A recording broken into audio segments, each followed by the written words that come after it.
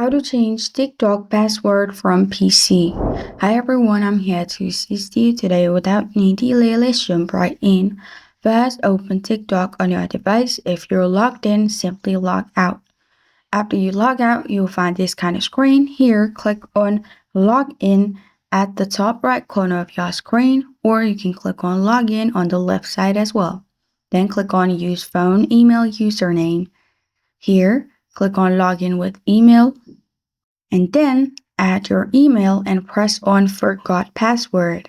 After you've clicked on Forgot Password, press on Send Code, and code will be sent to your mail. Open Mail, enter the code from the mail, and then you can add your new password. After you've added your new password, press on Login, and after you press on Login at the bottom, your password will be reset and you will log in as well. And this is how to change TikTok password from PC.